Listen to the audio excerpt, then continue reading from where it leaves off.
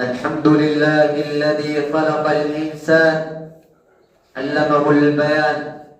الحمد لله الذي علم بالقلم، علم الإنسان ما لم يعلم. والصلاة والسلام على الذي لا ينطق عن الهوى إن هو إلا وحي يوحى. أما بعد أيها المؤمنون، خطبتنا في هذه الجمعة الطيبة المباركة سيكون عن الغفلة، ولا تكن من الغافلين. والغفلة أيها الإخوة مرض يصيب قلب الإنسان فينسيه بالأعمال الصالحة وينسيه بالخير.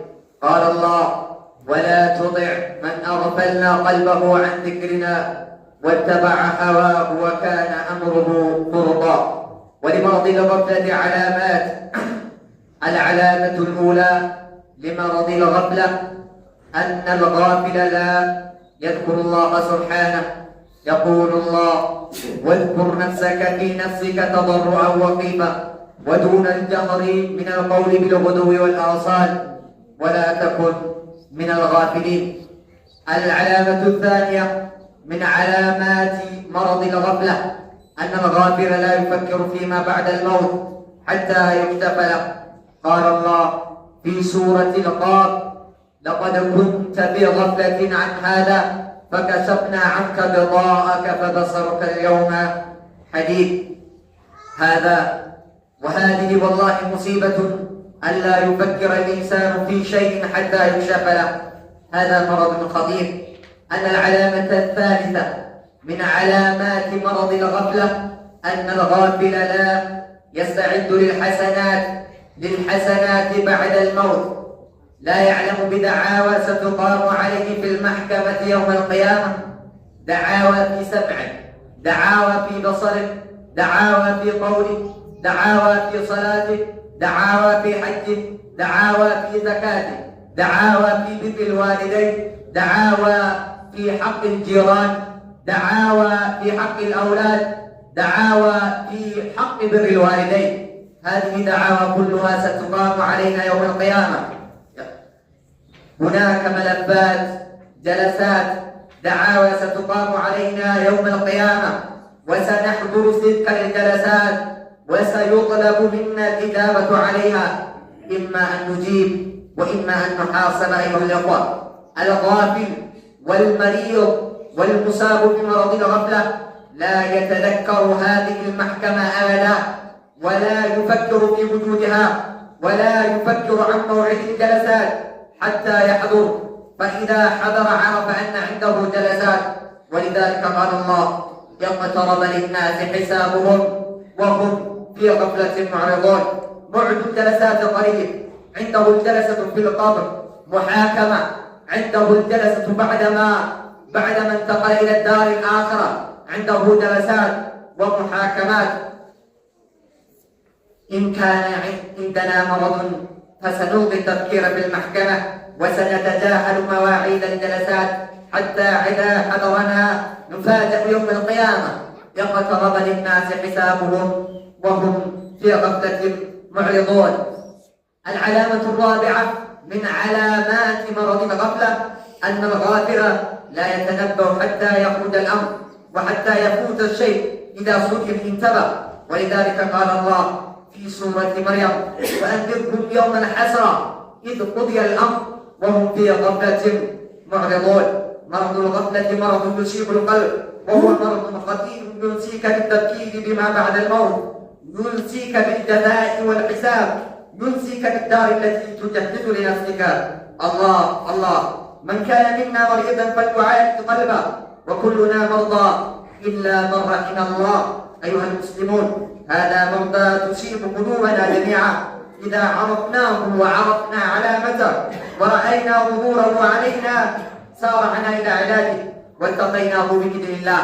أقول ما تسمعون وأستغفر الله لي ولكم ولسائر المسلمين من كل ذنب فاستغفروه إنه هو الغفور الرحيم والبر الكريم.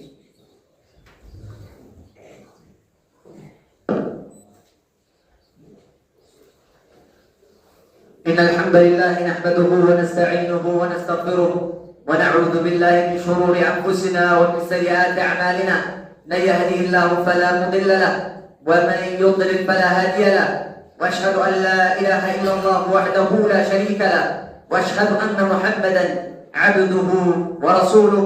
إن شاء الله نترجم خطبتنا الأولى باللغة المحلية لكي تعم الفائدة، لكي يستمع بها كل من شاهدنا في هذا اليوم المبارك. የዛሬ خطبتنا إن شاء الله የሚሆነው عن الغفلة ስለ غفلة መዘናጋት የሚል ይሆናል። መዘናጋት ማለት በሙስሊም ውስጥ ትልቁ በሽታ አንድ ሙስሊም ሃይማኖቱን አውቆ አላህ ሱብሓነሁ ወተዓላ ግዴታ ያደረገበትን አውቆ ለነገው ለሚኖርለት ዓላማና ሀገር እንዳይበቃ የሚያደርገው ትልቁ በሽታ ነው። አላህ ሱብሓነሁ ወተዓላ ወላ ተኩን ሚነል ጋፊሊን ገፍላ ካለባቸው የአላህ ሱብሓነሁ ወተዓላ ዝክር ከዘነጉ ሰዎች አትሁን በማለት ያዘናል። አላህ ሱብሓነሁ ወተዓላ ወላ ቱጢዕ መን አግፈልና ቀልበሁ ዐን ዚክሪና ከእኛ ዝክ የእሱን ቀልብ የዘጋ ነውና እንድዘናጋ ያደረግነውን ሰው አትከተል፣ የእሱን ነገር አትታዘዝ በማለት አላህ ሱብሓነሁ ወተዓላ ያዘናል። የገፍላ በሽታ በምን ይታወቃል የሚል ውስን ነጥቦችን አብረን እናያለን። አነል ጋፊለ ላ የዝኩሩላህ በመጀመሪያ አንድ ሰው ገፍላ አለበት ተብሎ ሊታወቅ ዘንዳ ያ ሰው አላህን ሱብሓነሁ ወተዓላ አያስታውስም። አላህ እንዲህ ይላል፣ አላህን ሱብሓነሁ ወተዓላ አስታውስ ብሎ ከተናገረ በኋላ በውስጥህም ከፍ አድርገህ ሶም ሳትረብሽ ወዱነ ጀህሪ ቢልቀውሊ ቢልጉዱዊ ወልአሳል በጠዋት ክፍለ ጊዜና በማታ ክፍለ ጊዜም አላህን አስታውስ ካለ በኋላ ወላ ተኩን ሚነል ጋፊሊን ከገፈሉ ሰዎች አትሁን። መገፈል ማለት የአላህን ሱብሓነሁ ወተዓላ ዚክር አለማድረግ ከገፈሉ ሰዎች ውስጥ ይመደባል ማለት ነው። ሁለተኛ ዓላማና ሁለተኛ ምልክት አንድ ሰው ገፍላ አለበት ብለን የምናውቀው ላ ዩፈክሩ ፊማ በዕደል መውት ከሞት በኋላ ያለው ዓለም አያስታውስም። ምን ያጋጥመኛል ብሎ አያስተውልም፣ አያስተነትንም። ሐታ ይሸበላ ያንን ነገር በተግባር እስከሚያው ድረስ ምንም አይመስለውም። አላህ ሱብሓነሁ ወተዓላ ፊ ሱረት ቃፊር ይላል ለቀድ ኩንተ ፊ ገፍለቲን ሚን ሃዛ ብዙ ነገሮች ሰክረቱል ሞት ከመጣ በኋላ ከዛ በኋላ እሱ በቀብር ውስጥ ራሱን ሲያገኝ ከዛም በዳረል ማዕሸር ውስጥ ራሱን ሲያገኝ ይደናገጣል። ለቀድ ኩንተ ፊ ገፍለቲን ሚን ሃዛ ይህ ነገር ይመጣብሃል ተብሎ በምናገርብህ ጊዜ ዝንጉ ነበር፣ ምንም ትዝም አላለህም፣ ለዚህ ዓለም አልተዘጋጀም ይባላል።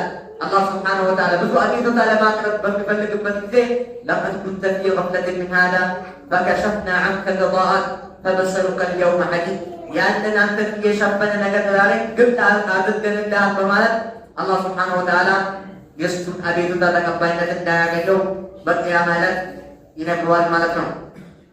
ስለዚህ አዩሀል ሙእሚኑን ገፍላ ማለት ትልቁ በሽታ በቀልባችን ላይ ያለው ልንጠነቀቀው የሚገባ ነገር ነው። ነዓም አነል ጋፊል አንድ ጋፊል የተባለ ሰው የተዘናጋ ሰው ከሞት በኋላ ላለው ዓለም አይዘጋጀም። ሒሳብ አለ ብሎ አይዘጋጀም። ሐሰናት አለ ብሎ አይዘጋጀም። ላ የዕለሙ ቢደዓዋ ስትቃሙ ዐለይህ ብዙ ክሶች አሉ። ያንን ክስ አለብኝ ብሎ መልስም አያዘጋጅም፣ ለዛም አይሰራም። የውመል ቂያማ ብዙ ቢሮዎች በእኛ ላይ ክስ ይከፍታሉ። በሰማነው ነገር እንጠየቃለን። አላህ ሱብሓነሁ ወተዓላ በሰጣህ ነገር ምንሰማበት ተብለህ የጆሮ ክስ ብቻ ራሱ ችሎ ይመጣል። በተናገርነው በምላሳችን ሌላ ክስ ይከፈትብናል። በሰላታችን ሌላ ክስ ነው። በተውሂዳችን ሌላ ክስ ነው። በብረል ዋሊዴ ለወላጅ ጥሩ ነገር በመዋል ላይ ሌላ ክስ ይከፈትብናል። ለጉርብትና ሐቅ ባለመጠበቃችን ሌላ ክስ ይከፈትብናል። ልጆቻችን በአግባብ ሳናሳደግ የልጆቻችን ሐቅ ሳንጠብቅ ስንቀር ይሄም ሌላ ክስ ነው። ብዙ ክሶች ይኖራሉ። ዛካ በአግባቡ ሳንሰጥ ስንቀር ሌላ ክስ ነው። ሐጃችን በአግባቡ ሳናደርግ ስንቀር ሌላ ክስ ነው።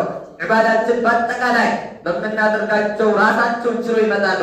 ለዚህ ክሶች በሙሉ ምን አዘጋጅተናል የምለው ራሳችን እንፈትሽ። ሁናከ ጀለሳት ብዙ የምንገባትና የምንፈተሽበት ቢሮዎች ይኖራሉ። ወሰይጥለቡ ሚነል ኢጃባ ዐለይሃ በምንጠየቀው ጥያቄ ግን መልስ እንድንሰጥበት ይፈለጋል። ኢማ አን ኑጂብ ወኢማ አን ኑሐሰብ፣ ወይንም ለዛ ነገር መልስ መስጠት ነው። ያንን ማድረግ ካልቻልን ኢማ አን ኑሐሰብ ተገምግበን በስራችን መቀጣት ነው። ዝንጉ የሆነ ሰው ይህን ትዝ አይለው። ገፍላ ያለበት የቀልብ በሽታ ያለበት በዚህ የተጠቃ ሰው ላይ ተዘከሩ ሀዲህ መሕከማ አበዳ። እነዚህ አይነት ፍርዶች እነዚህ አይነት ፍርድ ቤቶች እንዳሉ አያስታውስም። ወላ ዩፈክሩ ቢውጁድሃ ይገኛሉ ይከሰታሉ ብሎ አያስታውስም። ወላ ዩፈክሩ አን መውዒድ ጀለሳት ሐታ ያሕዱር እስከ ብገናኝ ድረስ ያንን ነገር እስከማያይ ድረስ ምንም አይመስለው። ነገር ግን ያንን ካየ በኋላ ለካ ብዙ ክስቶች ብዙ ነገር የሚጠብቁ ነገር አለ ብሎ ይደናገጣል። ለዛ መስ አላህ ስብሓነሁ ወተዓላ እንዲህ ይላል ኢቅተረበ ሊናሲ ሒሳቡሁም ወሁም ፊ ገፍለቲን ሙዕሪዱን። ለሰዎች ሒሳባቸው ቀረበላቸው፣ ነገር ግን እነሱ በገፍላ ውስጥ እያሉ ሊሞተው ገና ነው።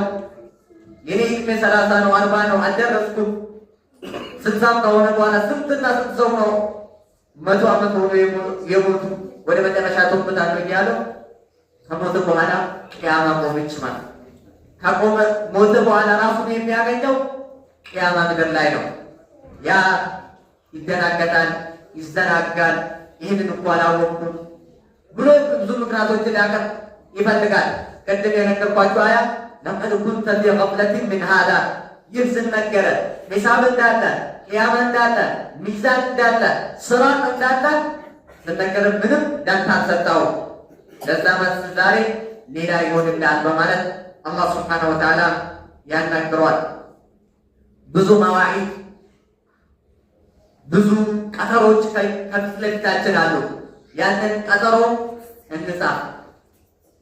ለሰላት እጠየቃለሁ መልስ ይሆናል። ለዘካ ሰደቃ እጠየቃለሁ የኔ መልስ ምን ይሆናል ብለን ራሳችን ጋር እንጻፍ። በምንናገረው ምላሳችን እንጠየቃለን ብለን እናስብ። ለዛ መልስ ምን ይሆናል ብለን ራሳችን እንገመገም። ያ ሲሆን ዝንጉ አንባለም፣ ጋፍል አንባለም። አኽራን አስታውሰናል ማለት ነው። አላህ ስብሓነሁ ወተዓላ እነዚህ አይነት ሰዎች ገፍላ ውስጥ ያሉ ሰዎች ትልቁ በሽታ እንዳለባቸው በተለያዩ የቁርአን አያ ይናገራል ማለት ነው። አነ ልጋፊለ ላ የተነበው ሐታ የኽሩጅ አው የኽሩጀ ሸይ ያ የተባለው ነገር በአካል እስከሚያገኘው እንዲሁም በእጁ ላይ ያለው ነገር እስከሚያልፈው ድረስ አያስታውስም፣ አይደርስበትም። ገፍላ ያለበት ማለት ነው። ኢዛ ሱቂመ ኢንተባ ያ ነገር ሲደርስበት ይነቃል። አንዳንድ ሰነፍ ተማሪዎች ታውቁታላችሁ። ዓመቱን ሙሉ አይተኙና አንድ ሳምንት ፈተና ቀረው ሲባል የቱን አጥንቶ የቱን ይቶ ያው ምን ያድርጉ ሁሉንም ከመጀመሪያ እስከ መጨረሻ እየከባበቱ ይዘጋል። የጋፍል ሰው ምሳሌው ይህ ነው። አኽራ ሲደርስ ከሰላቱ ይጠየቃል፣ ከምላሱ ይጠየቃል፣ ከዘካው ይጠየቃል፣ ከሰደቃ ይጠየቃል፣ ከሐጅ ይጠየቃል፣ ከብዙ ነገር ይጠየቃል። ምን ያደረግ ሲባል ይተባ ይነቃል። በሚነቃበት ጊዜ ብዙ ጥያቄዎችን ይጠይቃል። ብዙ ነገር አዱኛ ላይ ትቼ መጣሁኝ ያለ ትንሽ እድል ይሰጠኝ ብሎ ይጠይቃል። ያ እድል አይሰጥህም። ብዙ ዓመት እንድትኖር እድል ሰጥተንሃል በማለት አላህ ሱብሓነሁ ወተዓላ የእሱን አቤቱታ ይከለክለዋል ማለት ነው። ያ ከዛ ሰዎች እንዳንሆን ዛሬው ነቅተን ከአላህ ሱብሓነሁ ወተዓላ ጋር ተገናኝተን የአላህ ሱብሓነሁ ወተዓላ መርዳት ከሚያገኙ ሰዎች ከሰላት ስንጠየቅ መልስ ከሚያዘጋጁ ከሌሎች ነገሮችን ስንጠየቅ መልስ ከሚያዘጋጁ ሰዎች አላህ እንዲያደርገን አላህን እየጠየቅ እንዲሁም መልፋት መትጋት ግድ ይሆንብናል ማለት ነው። መረዱል ገፍላ መረዱን ዩሲቡል ቀልበ ወመረዱን ኸጢር ዩምሲከ ሚን ተፍኪር ቢማ በዕደል መውት ከሞት በኋላ ያለውን ዓለም እንዳናስታውስ የሚያደርግን በሽታ ነው። አኽራን ማናስታውስ ከሆነ ቀብርን ማናስታውስ ከሆነ የቂያማ ስርዓትን ማናስታውስ ከሆነ አላህ ሱብሓነሁ ወተዓላ በሁሉም ነገር በምንሰራው ስራ እንደምንጠይቅ ማናስታውስ ከሆነ በቀልባችን ላይ ገፍላ አለ። ትልቁ በሽታ የገፍላ በሽታ በቀልባችን ላይ እንዳለ ራሳችን መርምረን ማግኘት እንችላለን። መን ካነ ሚና መሪደን ፈሊዩዓይድ ቀልበሁ ከእኛ ውስጥ በሽተኛ የሆነ ራሱን መገምገም ራሱን መዳን ይችላል ነው።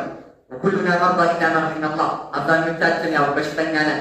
አላህ ያዘነለት ሰው ስቀር አብዛኛው ሰው በሚባል ደረጃ ሙሉ በሙሉ ባንልም አላህ ሱብሓነሁ ወተዓላ ከአላህ ባሮች አንድ ሁለት ሰው አይቀርምና አብዛኛው ሰው በሽተኛ ነው። ለምን? አላህን አያስታውስም። አላህ ሱብሓነሁ ወተዓላ ብዙ ኸይር ነገሮችን አስቀምጦልሃል እየተባለ ስለ ዱንያ መፈክርና ስለ ዱንያ ተፍኪር ብቻ ነው የሚያወራ። ብዙ ቅጣቶች አሉ እየተባለ ምንም አይመስለው። ስለ ዱንያ ቅጣትና ትናንሽ ሰርቶ አጥፍቶ ስለምትቀጣ ወንጀል ነው የሚፈራው እንጂ ነገ የተጠብቀው ቅጣት ይዘናጋል። መን ወለዚ ሚና ላ የቅፈል መን ወለዚ ሚና ላ የቅፈል ማንም አይዘናጋ ከኛው ማን ነው? እያወቅ አኽራ እንደሌለ አድርገን ማንቆጥር ሰዎች ማን ነው? ትክክለኛ ገፍላ የሌለብን ሰዎች ትክክለኛ የቂን አድርገን ስለ አኽራ ጉዳይ ከፊት ለፊታችን አድርገን 24 ሰዓት ውስጥ የምንኖረው ማንን? ወረአይና አዩሃ ሙስሊሙን هذا مرض تصيب قلوبنا جميعا ይህ አብዛኞቻችን ቀልብ ውስጥ ያለው በሽታ ነው። إذا عرفناه وعرفنا علامته እሱንና የበሽታ ምልክቶችን ካወቅ ወረአይና ظهوره علينا በእኛ ውስጥ መኖሩን ካወቅ በኋላ ያንን ነገር ለማሻሻል ቀልባችን ለማስተካከል ጥረት እናደርጋለን። ወተቀይናሁ ቢኢዝኒላህ በአላህ ፍቃድ ከዛ ነገር እንጠበቃለን። ያንን ካላደረግ ሁሌ በቀብላ ውስጥ እንኖራለን። ቁርአን መቅራት የሚከብድን ከሆነ ሶላት መስገድ የሚከብድን ከሆነ ሌል መቆም የሚከብድን ከሆነ አላህ ሱብሓነሁ ወተዓላ ማስታወስ የሚከብድን ከሆነ ከአላህ ውጭ ያሉ ነገሮችን መተንተን ንገራለን ከሆነ በቀልባችን ውስጥ ገፍላል። ስለዚህ ወደ ቀልባችን እንመለስ። አላ ኢነላህ አመረኩም በደአ ፊህ ቢነፍሲህ وثنى بملائكته القدسية وثلث بكم أيها الناس حيث قال إن الله وملائكته يصلون على النبي يا أيها الذين آمنوا صلوا عليه وسلموا تسليما اللهم صل وسلم على عبدك ورسولك محمد صلى الله عليه وسلم وارض اللهم عن الخلفاء الأربعة أبي بكر وعمر وعثمان وعلي وعن الصحابة والتابعين ومن تبعهم بإحسان إلى يوم الدين اللهم اعز الاسلام والمسلمين واذل الشرك والمشركين واذل اعداءك واعداء الدين برحمتك يا ارحم الراحمين. اللهم عليك بالظالمين في مشارق الارض ومغاربها. اللهم اعز المسلمين في مشارق الارض ومغاربها. اللهم انصر المسلمين في مشارق الارض ومغاربها. اللهم انصر المسلمين في سوريا. اللهم انصر المسلمين في العراق. اللهم انصر المسلمين في غزه برحمتك يا ارحم الراحمين. اقول ما تسمعون. اقم الصلاه إن الصلاة تنهى عن الفحشاء والمنكر ولذكر الله أكبر والله يعلم ما تصنعون.